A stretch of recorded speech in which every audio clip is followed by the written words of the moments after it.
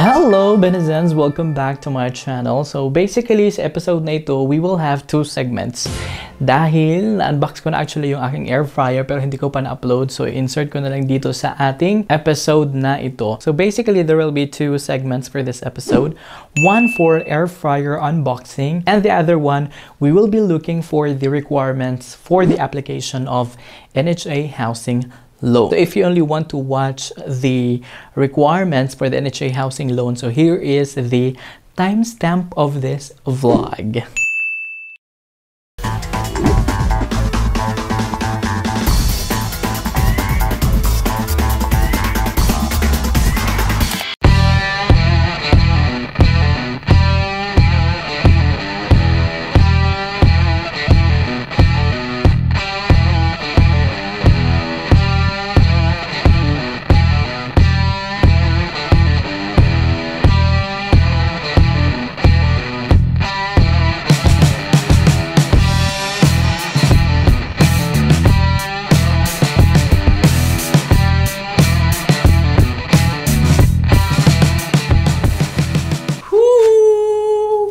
Hello beautiful people!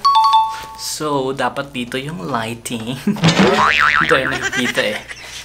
Ngayon ay mag-unbox po tayo ng aking nabiling air fryer. Actually, nabili ko ito ng 11.11 sa noon.com. So, ang original price nito ay $399. Tapos nung nag-11.11, naging $99 na lang siya. Pero ngayon ay bumalik na siya ng $125. Bumili ako ng air fryer para mabilis na lang magluto, magprito, ganun. So, i-unbox na natin. Wala nang eme-eme na.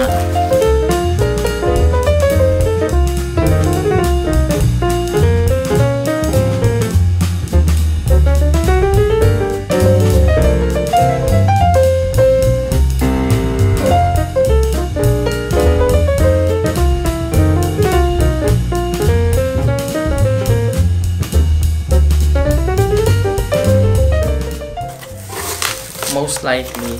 Of course, meron tayong mga warranty card dahil 2 years warranty po to. And then, meron din siyang instructional manual na naka-Arabic. Arabic and English. Yan. So, ano siya dahil?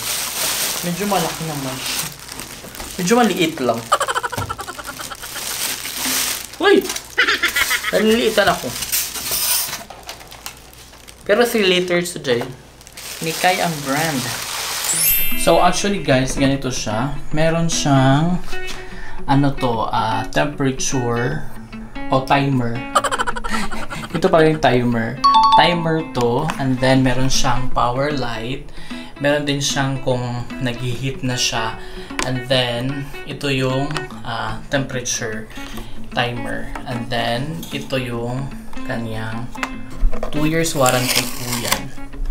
Ayan o, 2 years warranty.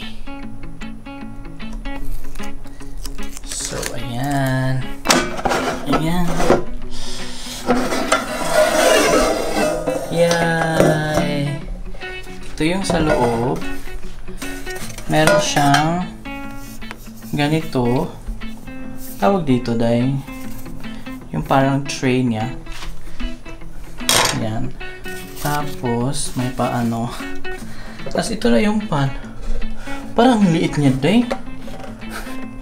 Parang kasya lang yung chicken. Isang chicken na maliit. Yung malaking chicken, hindi ito kasya. Hoy, nako. Pero carry na. Maliit lang siya pala. Pero carry na. Merong Saan ba ito gagamitin? Tsaka parang rubber siya. Parang ganyan. Baliktad ata ito eh. Baliktad.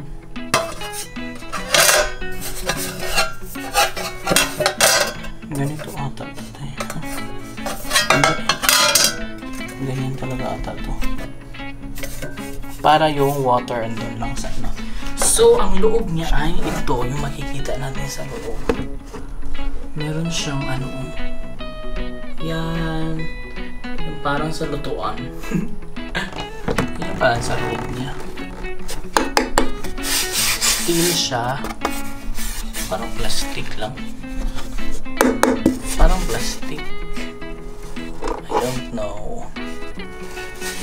Yeah. So pag ano, magtalsik-talsik yun sa taas. No? Okay. Anyway, try po natin to. And then, tingnan natin dito sa likod. Ang kinis pa niya dyan. Oh, meron din siyang sa likod. Oh, meron siyang vent sa likod. Ayan, meron tayong air fryer from Nikai. Thanks, guys. Ayan. Unit? So, nagkakaroon na rin tayo ngayon ng air fryer at makapagluto na tayo ng mga init-init. Like, mga ano na lang. Mga chicken. Di na tayo mag-ano ng ano. So guys, thank you for watching for the part 1. And this time, we will be talking about the qualifications and instructions as well as the requirements if you are planning actually to apply for NHA housing loan. So first, let's go sa instruction and qualifications.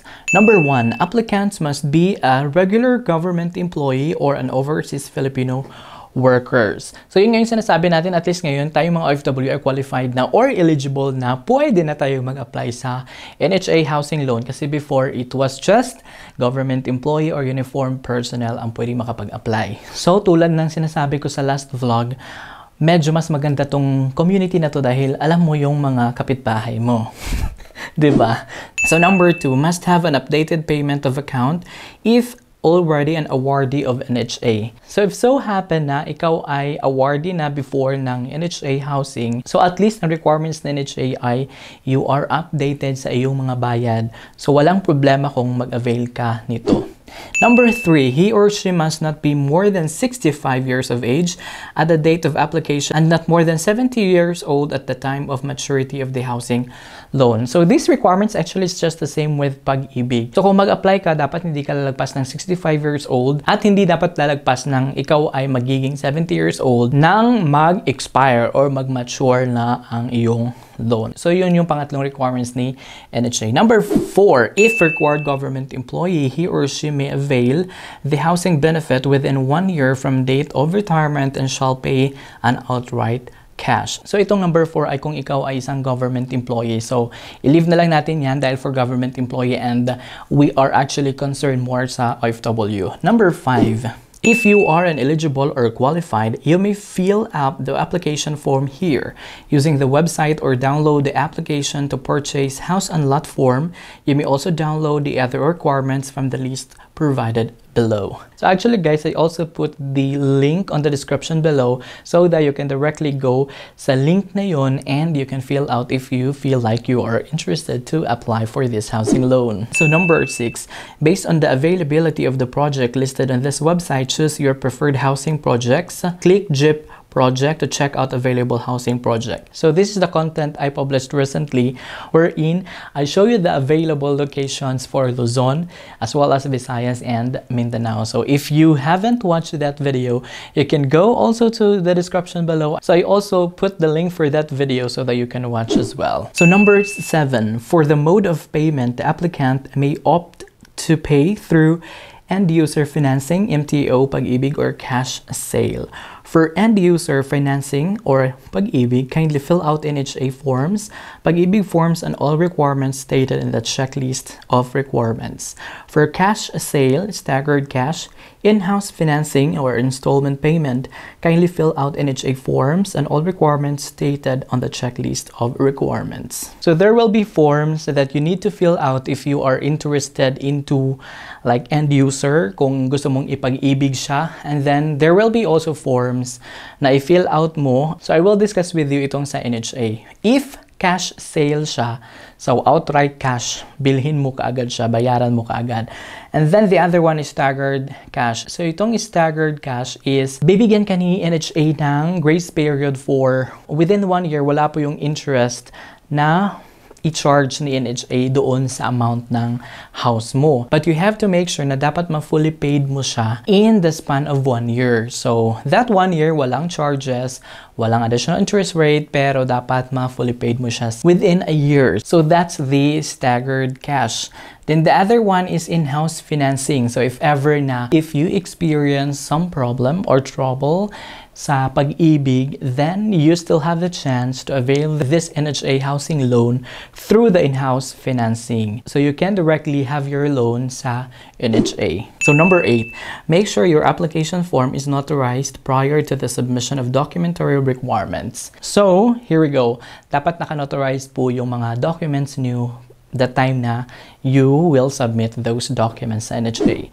Number 9, application forms and requirements may be submitted to the implementing regional district office at your chosen housing project or on any NHA office near your present location. So mag-submit kayo sa inyong mga forms or yung mga requirements niyo sa mga regional office ng NHA or mga NHA offices na malapit sa lugar ninyo.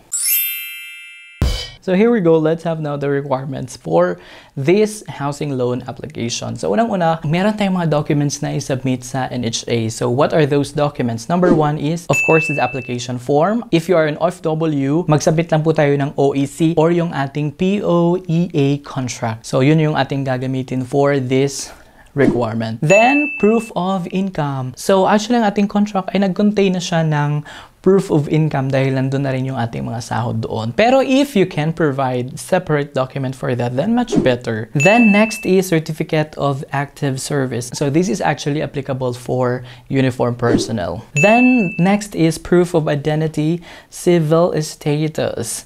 So kung single, birth certificate, any of the 2 government issued ID, and if married, so marriage certificate.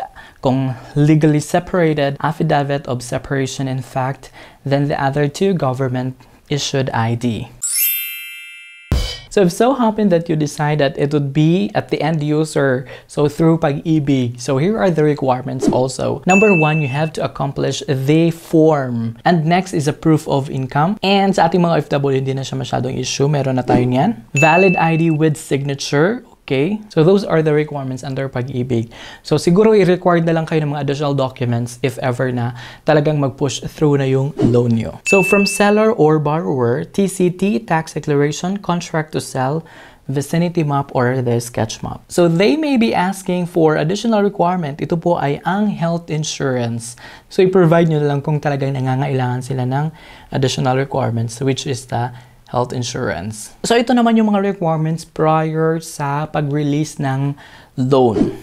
TCT, security documents, tax declaration land, tax declaration, real estate tax receipts, certificate of acceptance, occupancy permit, transfer tax receipt, deduct loan amortization. So those are the qualifications and instructions as well as the requirements if you are planning to apply for NHA housing loan.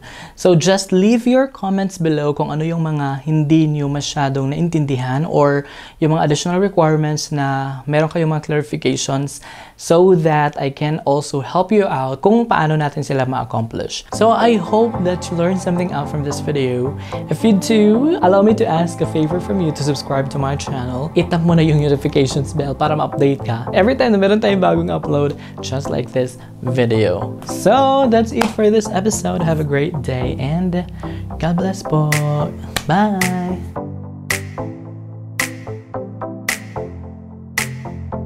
Watch me through